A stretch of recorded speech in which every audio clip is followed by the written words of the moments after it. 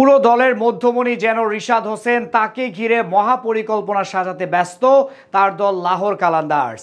ওপেনিংয়ে ফকর জামান, তার সাথে এক ইংলিশ পাওয়ার হিটার। বোলিং ডিপার্টমেন্টে শাহিন শাহ আফ্রিদির সঙ্গে আছেন হারিস রৌফ। সব মিলিয়ে রিশাদ হোসেনকে নিয়ে কেমন হবে লাহোরের প্রথম ম্যাচের একাদশ, সেটাই জানবো রিপোর্টে।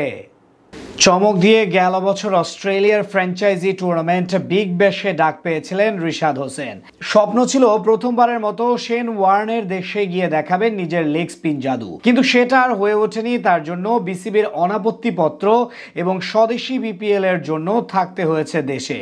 এর আগে কানাডার গ্লোবাল টি-20 লিগেও নাম এসেছিল রিশাদের, কিন্তু সেখানেও এনওসি জটিলতায় পড়ে যেতে পারেননি। দীর্ঘদিনের সেই আক্ষেপ এবার অবসান হতে চলেছে। পিএসএল এ খেলার জন্য ছাড়পত্র পাচ্ছেন এই তরুণ স্পিনার। সব ঠিক থাকলে টুর্নামেন্টের অন্যতম শক্তিশালী দল লাহোর কালান্দার্সের হয়ে প্রথম ম্যাচ থেকে খেলতে পারবেন তিনি। এবারের আসরে নিলাম থেকে রিশাদকে যুক্ত করেছে ফ্র্যাঞ্চাইজিটি। দলের স্পিন বিভাগের মূল ভরসা ধরা হচ্ছে তাকে। এমনকি পুরো দলের মধ্যমণি যেন রিশাদ হোসেন, তাকে ঘিরে সব পরিকল্পনা লাহোর টিম ম্যানেজমেন্টের।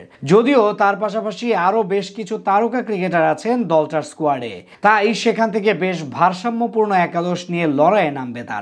লাহোরের হয়ে ওপেনিং পজিশনে থাকতে পারেন পাকিস্তান জাতীয় দলের বাহাতি ব্যাটার ফকর জামান। দলের সবচেয়ে আস্থাভাজন সদস্য ধরা হচ্ছে তাকে, বিশেষ করে ঘরের মাঠে টি-20 ফরম্যাটে বরাবর সফল এই ব্যাটার। তার সঙ্গে ইনিংস শুরু করতে পারেন English power hitter Sam billings. প্রতিপক্ষের জন্য যেই জুটি হবে সবচেয়ে বড় হুমকির কারণ। তিনে থাকতে পারেন ডানহাতি ব্যাটার আব্দুল্লাহ শফিক। পাকিস্তান জাতীয় দলের হয়ে দুই ফরম্যাট মিলিয়ে এখন পর্যন্ত 44 ম্যাচ খেলা এই ব্যাটার লাহোর কালান্দার্সের বড় ভরসার জায়গা জুড়ে আছেন। একাদশের মিডল অর্ডারে থাকবেন বিদেশি রিক্রুট সিকান্দার রাজা এবং hard hitter Asif Ali. Franchise লিগগুলোতে এখন পরিচিত মুখ রাজা।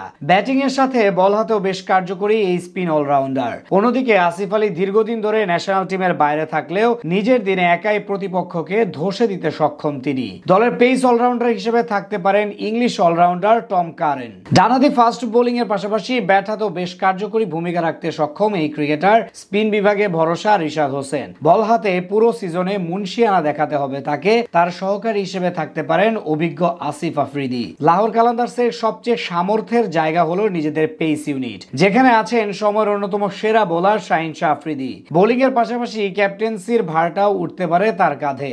আফ্রিদির সাথে থাকবেন আরো দুই পাকিস্তানি পেসার হারিস রৌফ ও জাহানদাদ খান। সব মিলিয়ে বলা চলে বেশ ভারসাম্যপূর্ণ একটা একাদশ নিয়ে লড়াইয়ে নামবে রিশাদ হোসেনদের লাহোর কালান্দার্স। এখন দেখা যাক এই দল নিয়ে কতদূর যেতে পারে তারা। আগামী 11 তারিখ তাদের প্রথম ম্যাচ ইসলামাবাদ ইউনাইটেডের বিপক্ষে।